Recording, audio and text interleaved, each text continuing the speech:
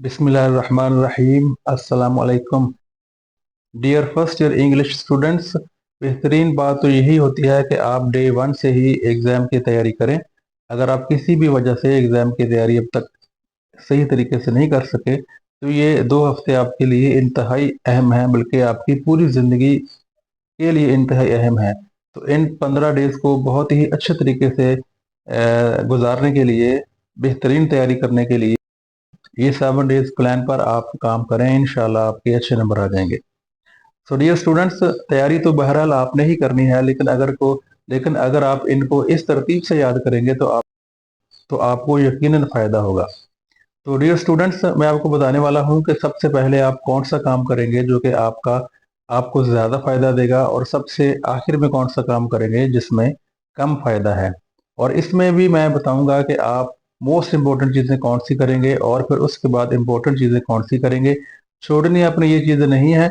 Most important थोड़ा सा अलग से बताने का मतलब ये है कि आपने एग्ज़ाम से ज़रा पहले जो आप फाइनल रिवीजन करते होते हैं, जिससे हम कहते हैं कि एक दफ़ा देख लूँ, तो उसके लिए फिर आप मोस्ट इम्पोर्टेंट चीज़ें ही देखकर जल्दी जल्दी एग्ज़ाम के लिए जा सकते हैं।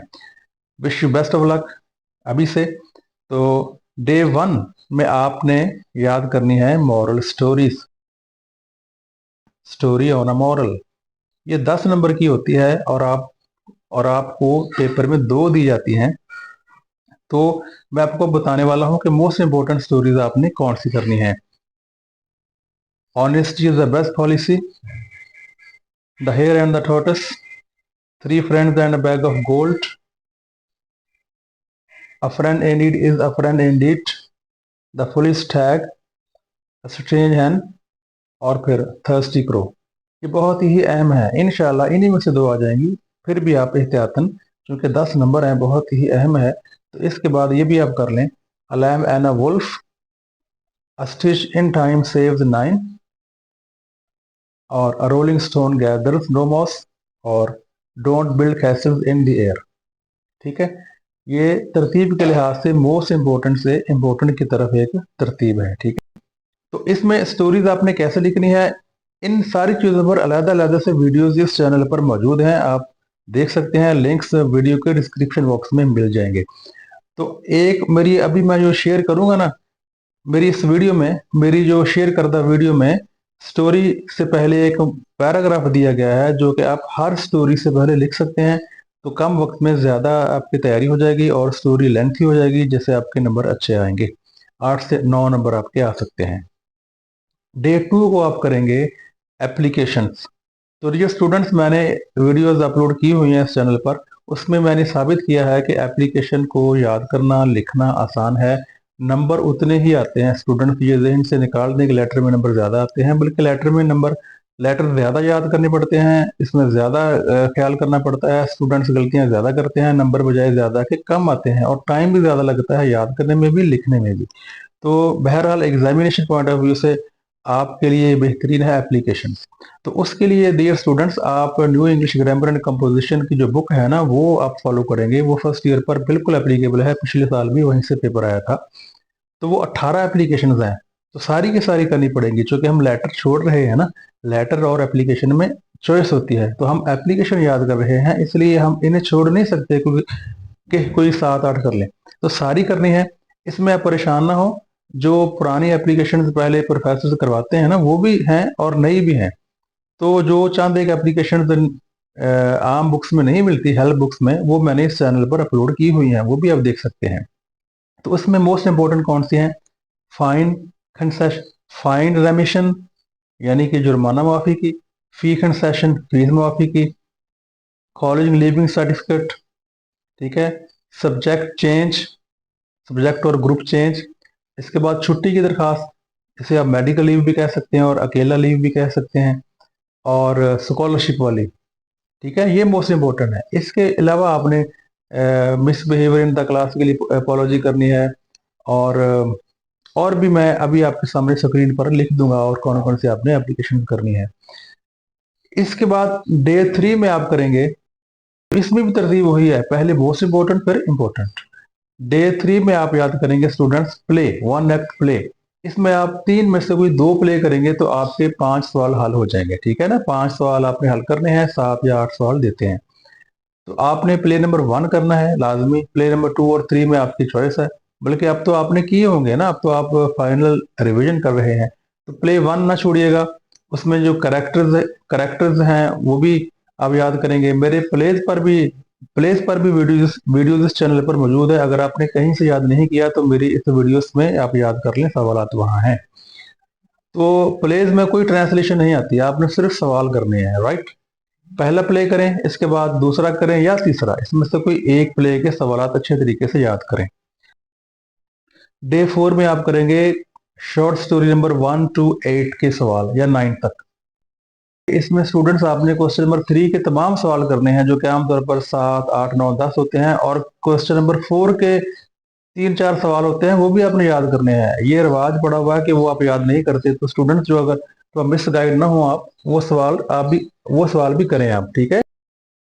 क्योंकि बड़ी स्टोरीज हैं, इसमें जो आप सवाल जवाब पहले करें, इसके बाद ट्रांसलेशन करें आप, ठीक है। इसके बाद अभी आपने सिर्फ पहले डे 4 में सवाल जवाब ही करने हैं आपने, ठीक। अगर आपने ट्रांसलेशन करनी है तो फिर वो आप करेंगे 7 डेज के बाद वाले किसी दिन, ठीक है। उसमें से भी मोस्ट इंपॉर्टेंट जो बड़े बड़े पैराग्राफ्स है ना, जो 5-6 लाइन से ज्यादा बड़ा पैरा है, उसमें से आपने याद करना है। क्योंकि पैराग्राफ एक ही आता है, कोई चॉइस नहीं है, और ये भी कोई पता नहीं, स्टोरी नंबर 1 से 15 तक भी आ सकते हैं, लेकिन आमतौर पर 9-10 स्टोरीज में से आ जाते हैं। डे 5 को स्टूडेंट्स आपने याद करना है 20 पुराने पेपर की मरूजी याद करनी है आपने, ठीक है। 20 पुराने पेपर्स की मरूजी, अगर आपके पास वो पेपर हैं तो ठीक है, वरना मैं उनकी पिक्चर इस वीडियो में शेयर कर देता हूँ, ठीक है। या फिर मेरी अगली वीडियो में आप देख लेना। तो और साथ आंसर की भी शेयर कर दूंगा पेपर के नंबर के हिसाब से, ठीक है। तो आप वहां से याद कर सकते हैं। और डे 7 को आपने करने हैं पेयर ऑफ वर्ड्स। वो आपने को 400-500 याद नहीं करने हैं, वो आप सिर्फ 114 पेयर ऑफ वर्ड्स हैं, जिसमें से 96 बुक पर भी हल किए हुए हैं, और 14 बुक पर हल किए हुए हैं वो भी उर्दू में मैंने बयान किए हुए हैं, और जो 14 नहीं हल किए हुए वो भी मैंने इस चैनल पर अपलोड किए हुए हैं। तो स्टूडेंट्स, ये हो गए आपके 7 डेज के प्लान। तो सबसे कम वक्त आप पेयर ऑफ वर्ड्स पे लगाइए, चूंकि सिर्फ 5 नंबर होते हैं, एक फिक्रा लिखने के आधा नंबर होता है, उसमें भी स्टूडेंट कोई ना कोई स्पेलिंग की या कैपिटल लेटर की या ग्रामर की गलती कर देते हैं, जिससे 0 नंबर आता है। सबसे कम टाइम आप पेयर ऑफ वर्ड्स को दें, सबसे ज्यादा टाइम मॉरल स्टोरीज को दें, एप्लीकेशन को दें।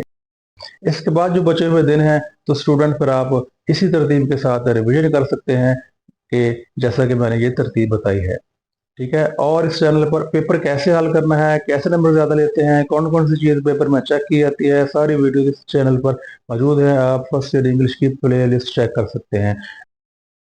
तो डियर स्टूडेंट्स, ये रहे आपके 20, बल्कि 20 से 23 पेपर हैं ये जो ऊपर 41 नंबर लिखा हुआ है ना, इसका जवाब आखिर में 41 है, ठीक है। 38 पेपर नंबर है। तो इनके जवाब आखिर में दिए हुए हैं, आप वहाँ से जवाब चेक कर सकते हैं, ठीक है।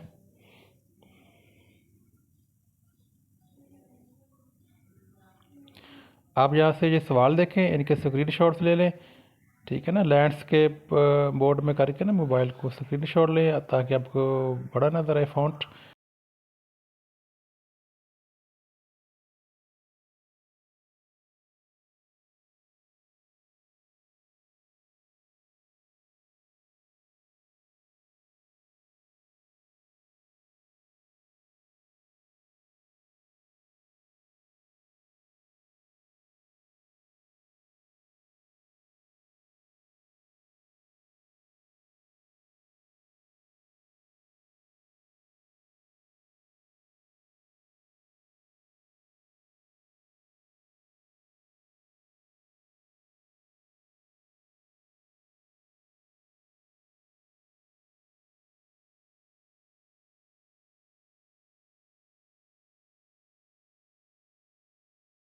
ये रहे आपके जवाब। तो वहाँ से फ़र्ज़ करें 1 नंबर पेपर आपने देखा है ना, तो 1 नंबर पर मैंने दायर लगाया हुआ है। इसके बाद 4 नंबर पेपर है आपका, उसको मैंने दोनों तरफ रेड लाइन लगाई हुई है, ताकि आपका फोकस बरकरार रहे।